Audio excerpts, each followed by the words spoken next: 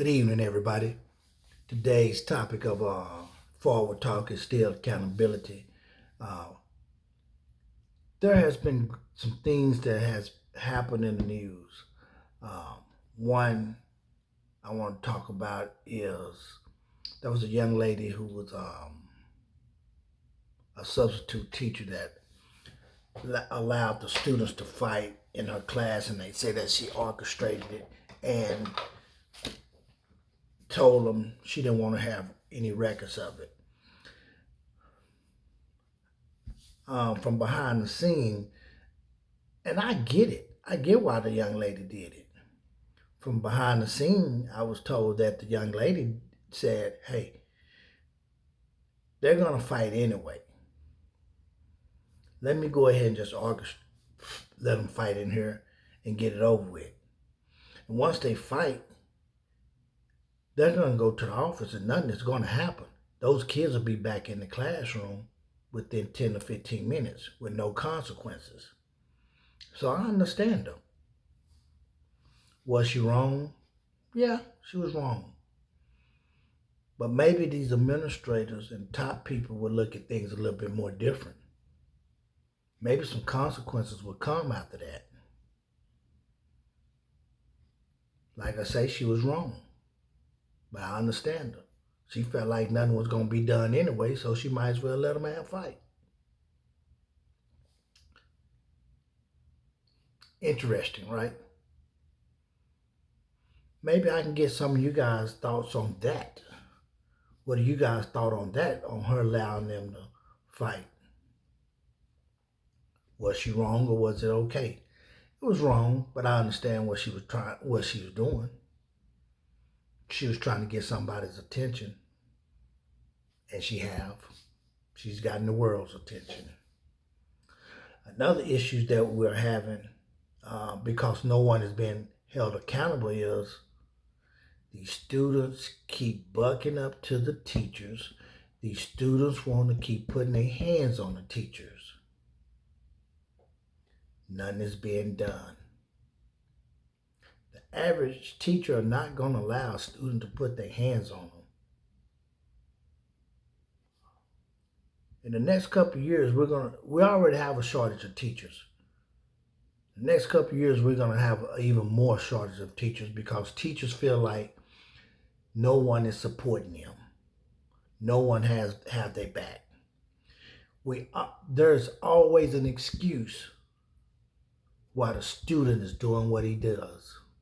There's always an excuse why the kid is doing or not doing. No accountability there. No accountability. At some point, the kid has to be held accountable. I'm going to tell you what's going to happen. What's going to happen? I'm telling you what's happening. Since these kids are not being held accountable, so when they get out here in society, you know what happens in the real world? They end up on somebody's t-shirt because they try to pull that same stunt with these police officers, and the police officers not having it. You're not going to disrespect me. You're going to do what I ask you to do. You're not going to put my life in danger. So that's why those police officers do a lot of the things that they do, because these guys don't want to pay, don't want to follow instructions. They make it hard on themselves instead of just following instructions. And they go back to home and at school.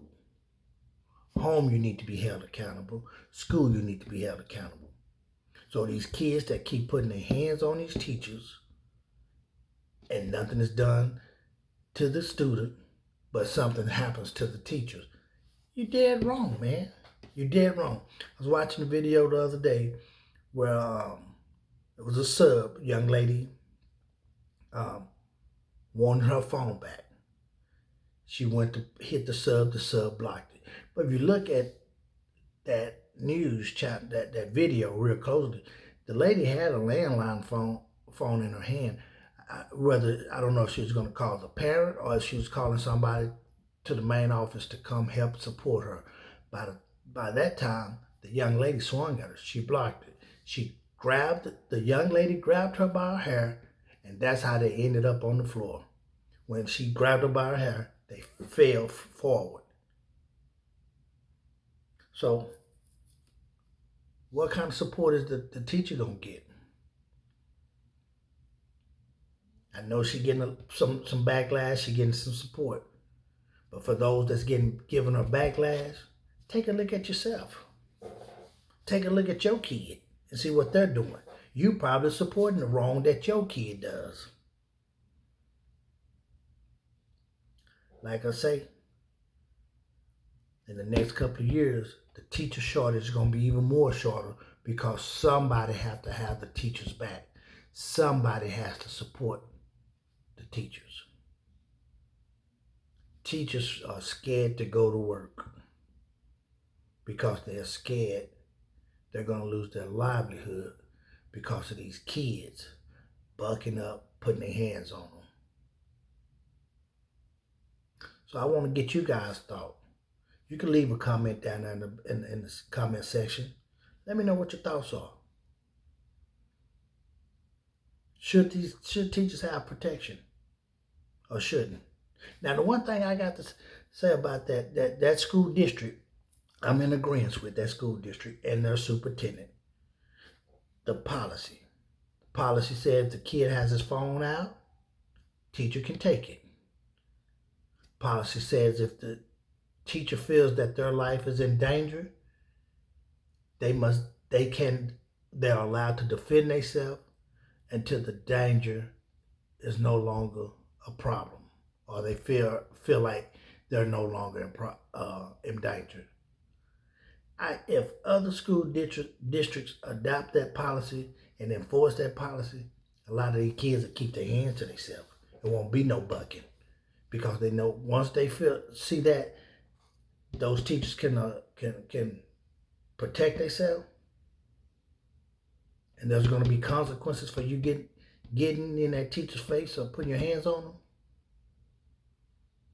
they're going to stop it. They do it right now because they feel like, oh, we can get away with it. Oh, we can get away with it. Ain't nothing going to happen. You can't put your hands on me. And I think it's sad. Leave a comment. Also, like and subscribe. Thank you for listening to Forward Talk.